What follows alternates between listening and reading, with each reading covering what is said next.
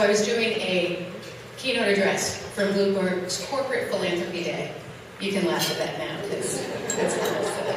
I am trying to get them to actually be a little more philanthropic, but it's taken some work.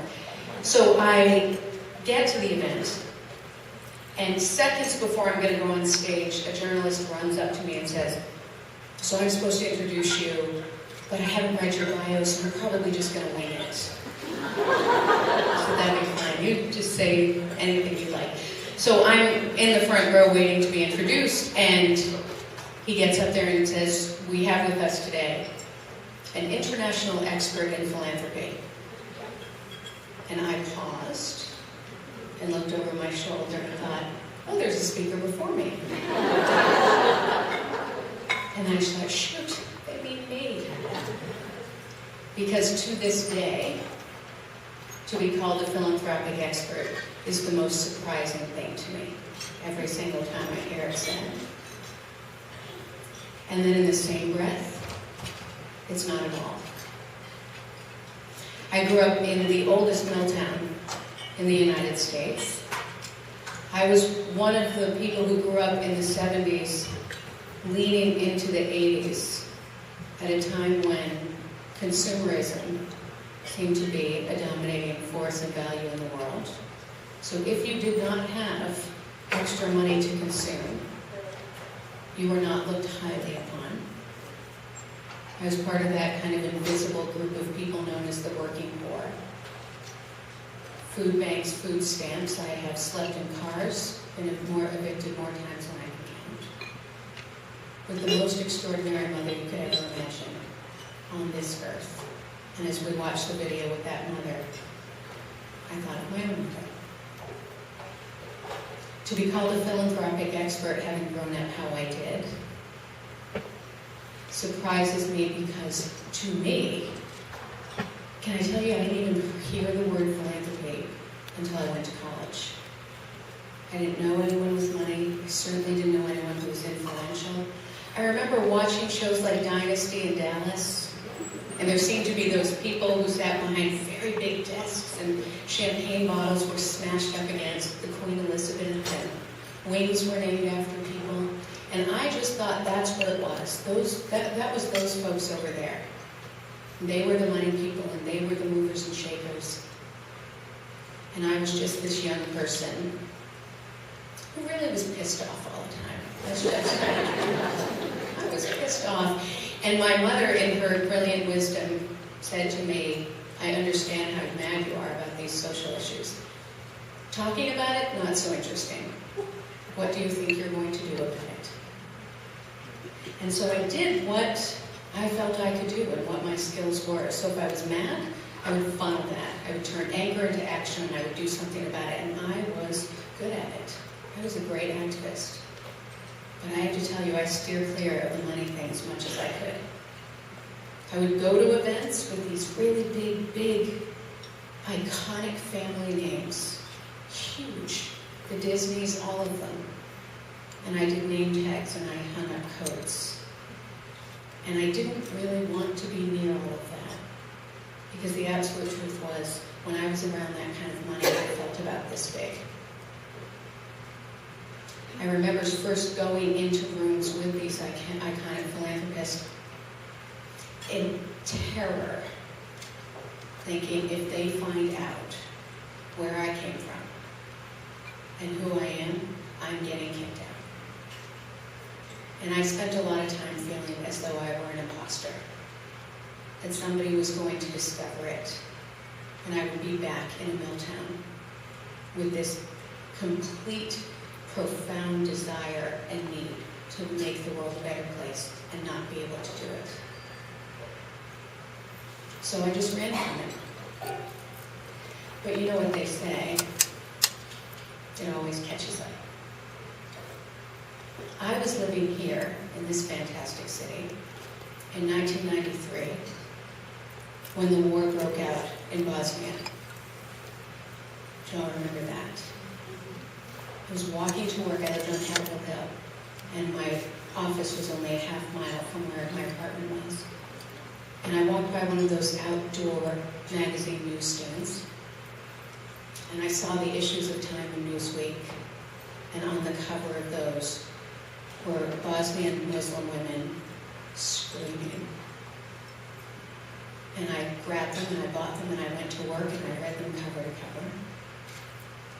And to this day I feel there's an indebtedness to the journalists who wrote that story, when there were people who were trying to hide the story of what was being done to women in Eastern Europe.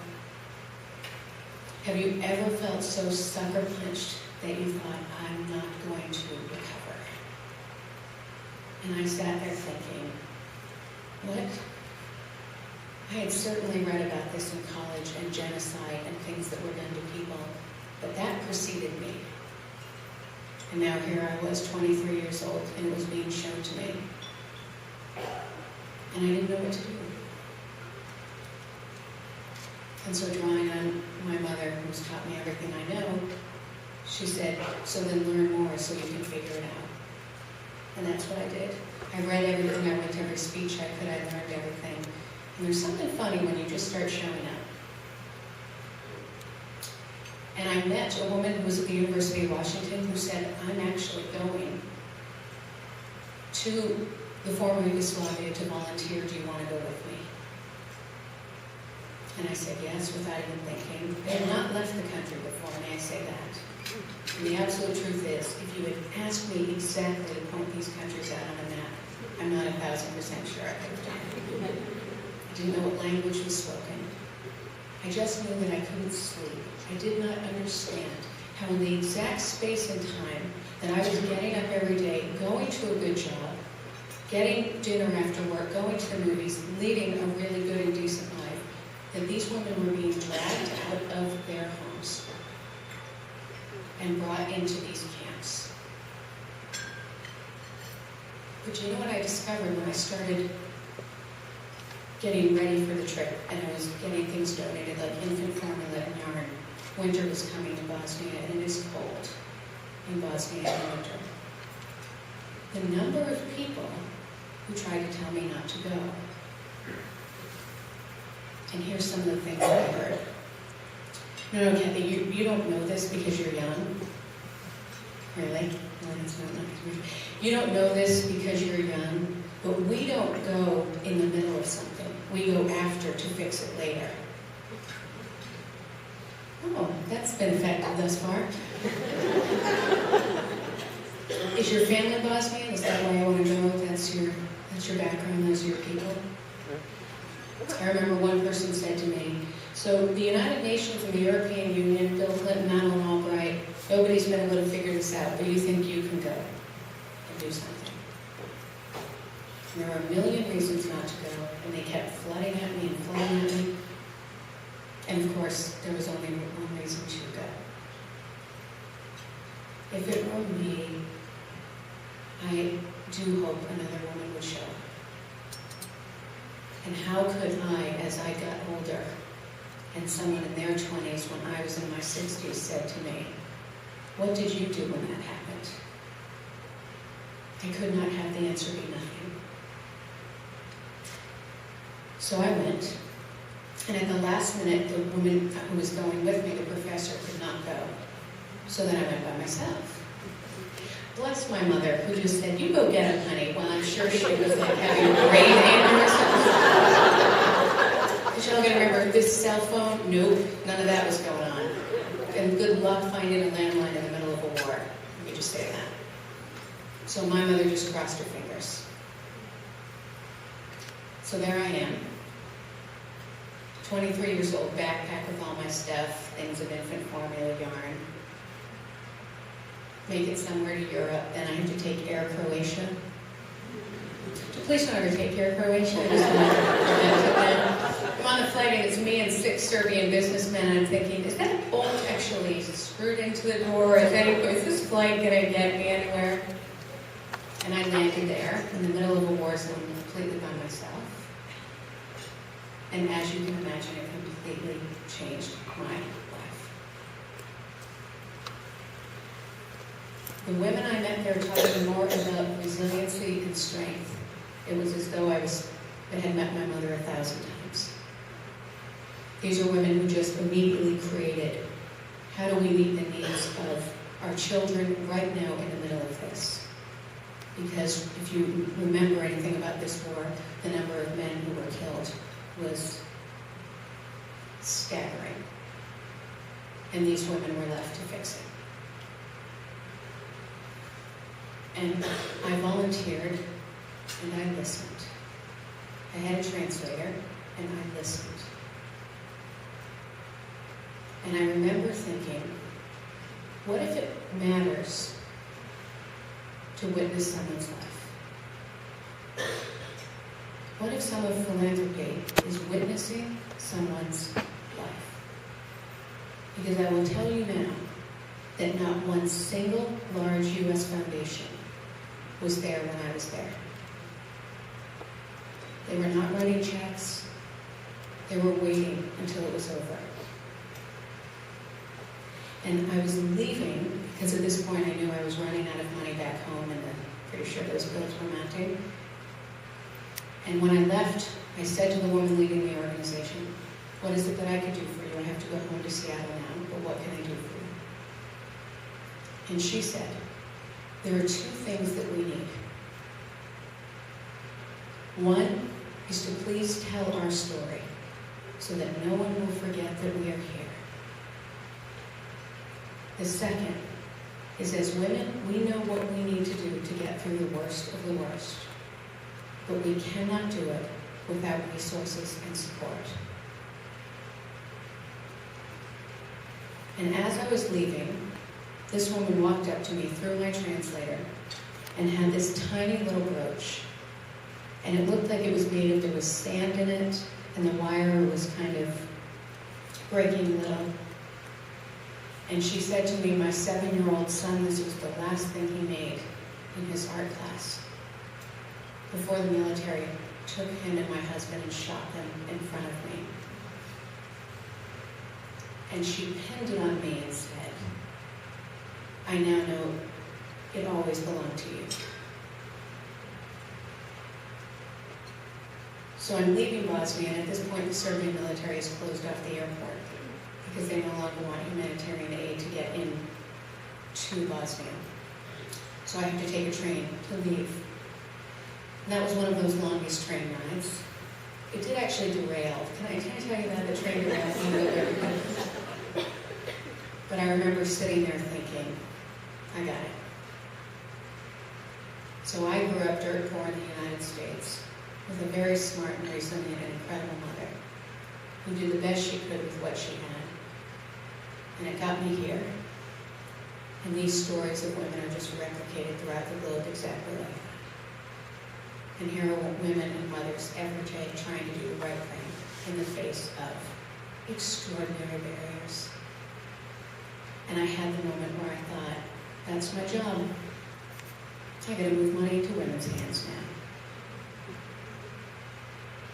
And I was at a cocktail party in New York, and someone introduced me and said, oh, this is Kathy LeMay. I don't know if you know her, she's a fundraiser. Why? Why don't you just tell her I work at a slaughterhouse and we'll really get the party started. And she went, oh, you're a fundraiser. Just like, ooh, just came. And I looked at her and said, well, yes. I mean, if by fundraiser, you mean I'm a social justice wealth redistributor who helps people part with material goods.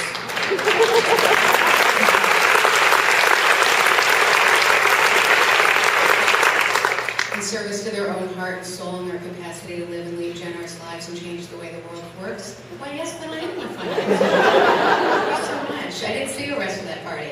We didn't hang out again.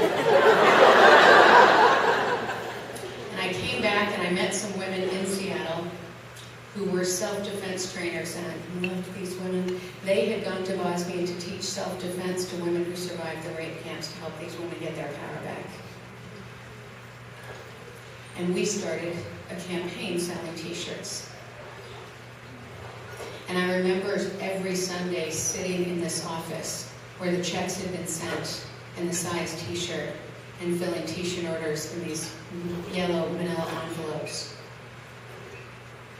And $25 at a time from women and men throughout the globe, and a couple of small grants, like t-shirts. We raised $250,000. And still, there were no major philanthropic foundations doing anything. And we sent women to testify at the International War Crimes Tribunal in The Hague. And we got protection for their children and medical care for their kids. And I will never forget getting postcards from the women who had been in The Hague. And one said, "Kathy, we made it. Now no one can ever say this did not happen to us." And they testified. And then for a period of time, not a lot happened. And then 2 years ago, the New York Times broke a story that the architects behind the attacks on these people and these women had been arrested and was being sent to the tribunal to listen to the testimony. And the architect stood up in the middle of it and looked at the tribunal judges and said, "I will not listen to this." And one of the tribunal judges stood up and said, "Sit down. Not only will you listen to everything, but I'm going to spend the next 3 days staring at you, making sure you hear what you did to these women." That is now part of human history and the future of this world. And that was not Bill Gates or Warren Buffett. That was you. That was regular people, to quote Teddy Roosevelt, doing what you can with what you have where you are. And what I have learned about doing this work, and I have done nothing else but this work since I was in 8th grade, and completely irritating my neighbors and making them sign petitions against factory farms, and it's fun when you're in 8th grade to get the doors slammed on your face a lot. Is there is no one else coming to do this work but us. There's no one who has an answer for how all of these moms in this community can get the diapers, the car seats, the clothing. It's you. It's you. And when you think about the kind of impact you can have on people's lives and how you can change their lives, please don't look any further than yourself. Could I ever imagine I am standing where I stand today, given how it all started? You do not have to know how it's all going to turn out. You do, though, have to step up to what you know your complete capacity is. I promise you, promise, from the deepest part, promise, you will not one day be passing from this world to wherever your soul will go next and say, "You know what I should never have done? I shouldn't have given that much to WestSide Baby. It's an enormous mistake."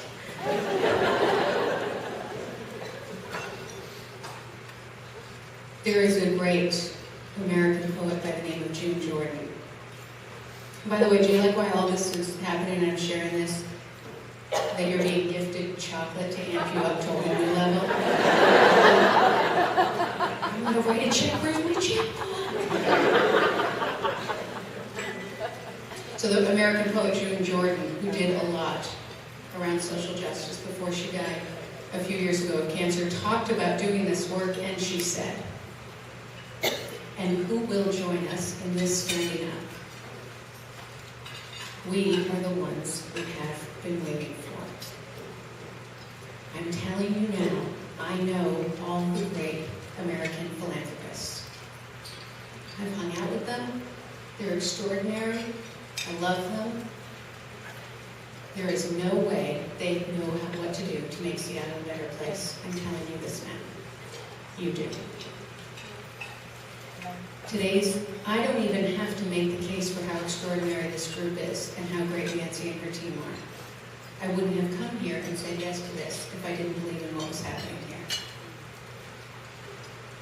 So I don't have to tell you why today's the day you write that check to them that you've never written before. Because today's the day you write it for you. You want to know the kind of change agent you are? You write the check that makes you sweat. That has you say, are there the EMTs, oxygen, there's a 911. I remember writing my first check for $10,000. I was like, is there a place to sit down? Did I actually mail it? It's in the mail? That's interesting. Is mail going to be delayed? Panic, full on panic. I remember writing it in December. I did not have mortgage for January. No, didn't. But I didn't want to be the person who only saw herself as the coat hanger.